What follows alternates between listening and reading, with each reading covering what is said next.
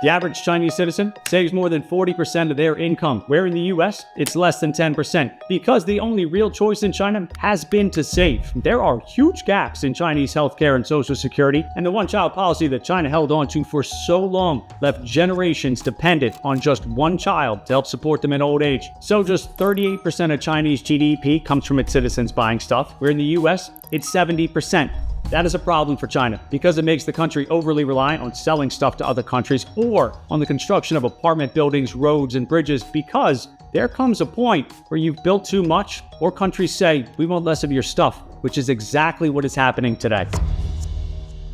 It wouldn't matter that the people of China save most of their money instead of spending it. Really, not a big deal until you start demanding, start expecting, start stating in very official documents and speeches that we will grow at 5% this year and every other year.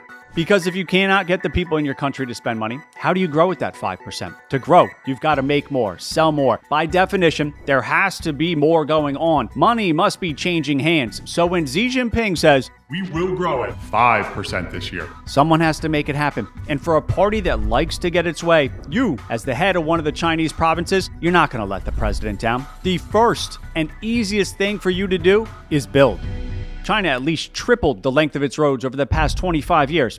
Take all the roads in the US, that's how much asphalt was laid. Every bridge currently in the US, built in 20 years. The entire number of housing units that currently exist in the US, plus an extra 50 million. Rail lines, take Union Pacific, BNSF, and CSX, string out all of their tracks. That's how much rail was built. It's just a staggering amount of infrastructure built in such a short amount of time.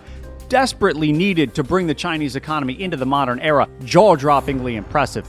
But only so much can be built. There are only so many people to drive on those roads, to live in those houses. These are China's ghost cities, sprawling, empty spaces. Entire cities are being created, often in the middle of nowhere. There's nobody here. People are convinced that if you keep building, people will come.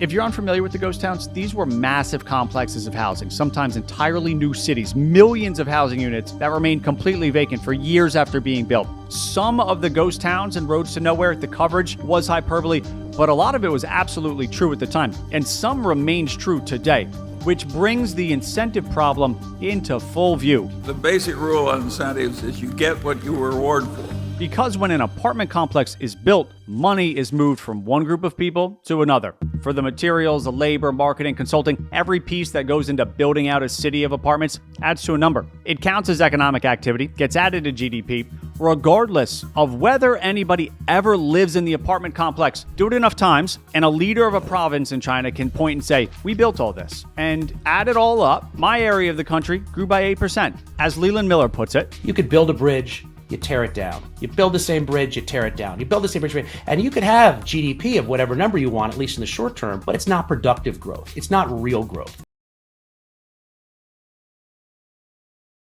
Every time.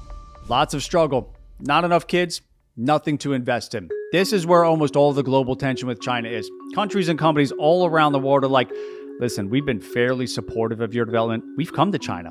We've set up shop, kept tariffs on you extremely low. Part of that was because we thought you wanted to be one of us, to have a big, wealthy population that would buy stuff from us, just as we do from you. I mean, really, this was the rallying cry in the 2000s and 2010s for free trade, how big China's consumer market would become if free trade was embraced. We're talking 1.4 billion people buying stuff from other countries.